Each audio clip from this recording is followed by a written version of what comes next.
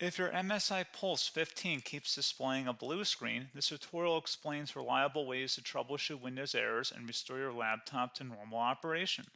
So whether you're performing updates, you're getting an IRQR not less or equal message, K-mode exception not handled, kernel data in-page error, a lot of errors pertain to this problem, and we're going to go ahead and jump into what should hopefully be a pretty straightforward process, guys, and we're going to go ahead and jump right into it.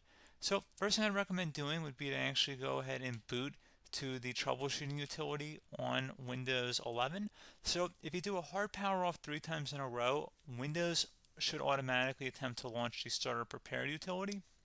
And if it doesn't find anything, it will give you the option to select advanced settings, in which case it will take you to a screen that looks like this.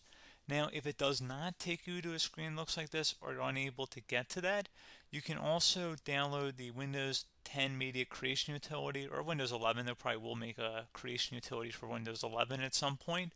And it doesn't really matter, you can actually run the Windows 10 utility on Windows 11 as far as I'm aware. And you should be able to run the troubleshooting utilities built in within it. So you just would go ahead and download it to an ISO file and then burn it to a DVD or USB. It'd have to be about 4 gigabytes or more. It couldn't be a small USB flash drive, and it couldn't be a CD. It'd have to be a DVD. And then you'd boot your computer from it. So depending on the computer manufacturer, you'd have to tap a different key on your keyboard in order to launch that menu, in order to select what boot drive you want to go off of. So it could be anything between the escape key, F2, F8, F12, for example, and those are the function keys on the top of your keyboard. So you may have to just do a little bit of trial and error. Shouldn't take you more than a couple minutes. Googling it would probably be best before you even begin. But anyway, we're ready to go ahead and jump right into it. So we're on the choose an option page. So these will look very similar whether you're booting from it directly within Windows itself, or if you're plugged in a USB flash drive with the media creation utility installed and you selected the recovery option. So when you are setting up your Windows 11 installation or Windows 10, depending on the drive you're using, there should be an option to repair your computer in the bottom left corner of the dialog window, one of the first screens that comes up. You go ahead and select that, and then it would take you to a troubleshooting screen like you see here. And you want to go ahead and select troubleshoot, reset your PC, or see advanced options. And then there are going to be a whole bunch of options in here that we're going to explore in today's video. The first one, we're going to actually go underneath advanced options and then select startup prepare, fix problems that keep Windows from loading. So go ahead and select that first.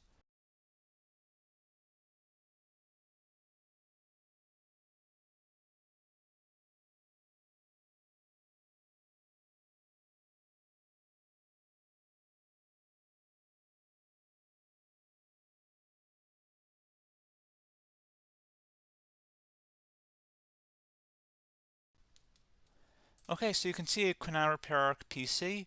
That was our first option we could try.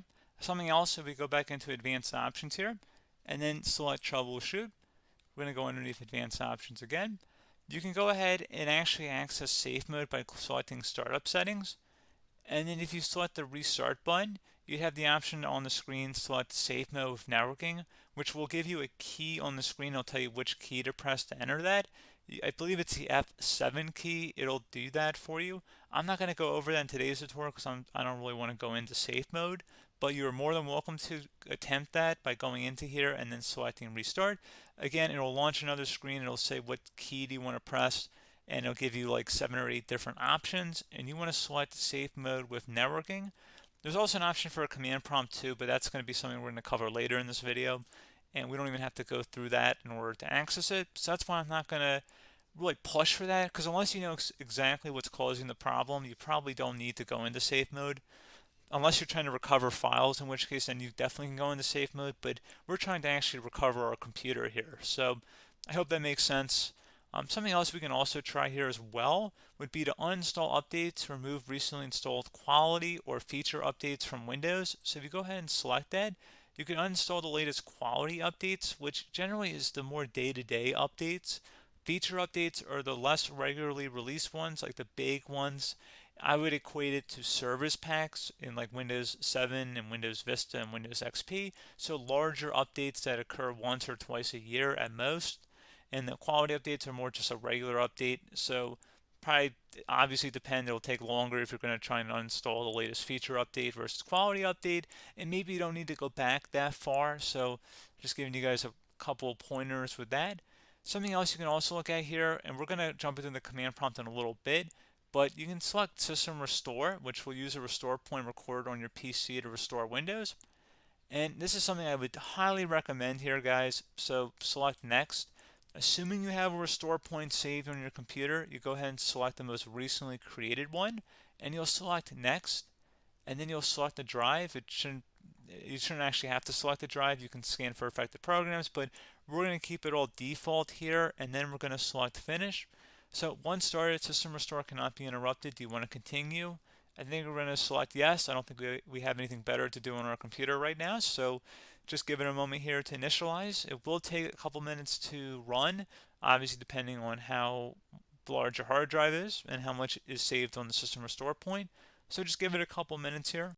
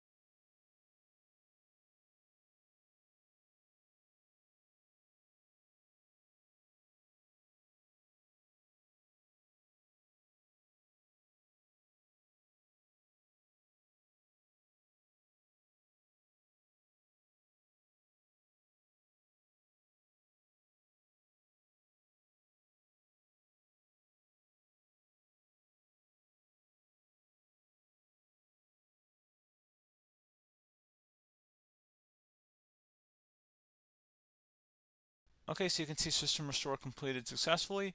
The system has been restored. Your documents have not been affected. Click the Restart button to restart your computer. Go ahead and select Restart.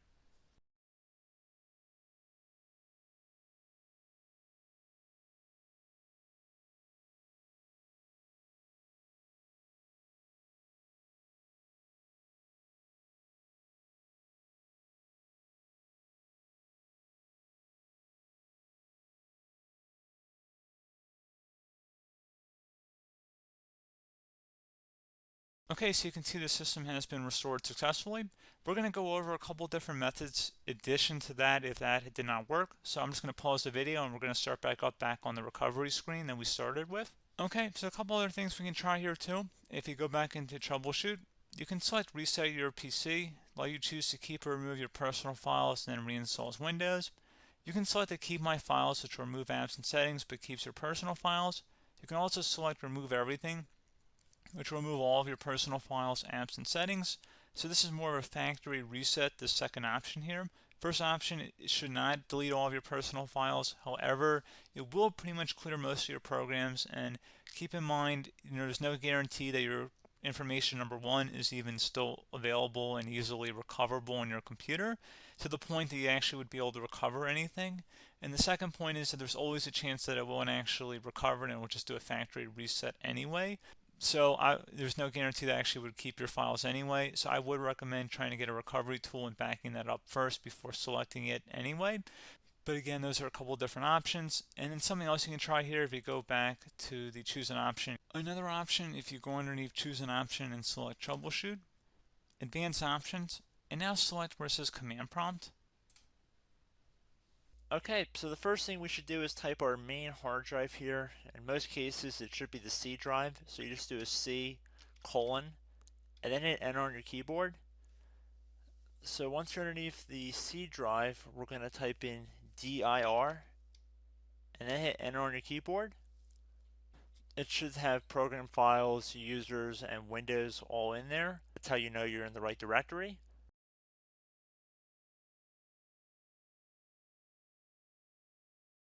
In some cases, it might be the D drive as well, so just keep that in mind.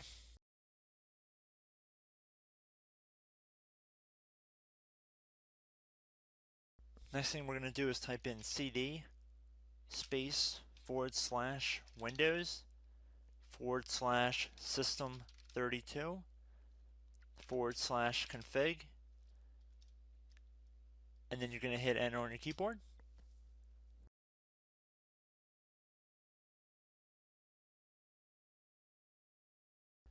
So now you're going to type md space backup. If you've seen other tutorials, it might also say to put down md backup. That's because the backup name is pretty common when you want to back something up. So you can name this whatever you want, doesn't have to be backup. So if you've already made a backup folder in the past, you could do backup 1, for example. So once you're done setting the name you want the backup to be called, hit enter on your keyboard again.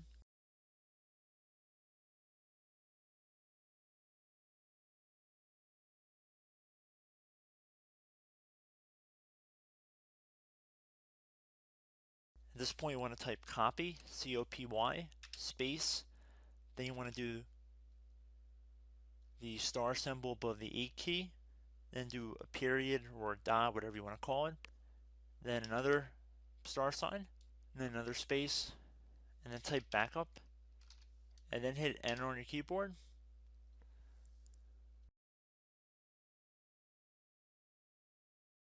Now you want to type cd reg back, REG BACK, and then hit enter on your keyboard. So now that we are under the reg back, so now you want to type dir again, and then hit enter.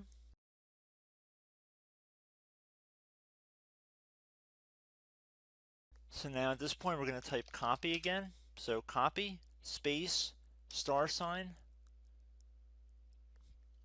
dot, another star sign, space, and then 2 dots. So we're going to type copy, space, star sign, dot, sign, star sign, dot, dot, and then hit enter on your keyboard again. So for overwrite, you want to overwrite all. So type A on your keyboard, so capital A, and then hit enter on your keyboard.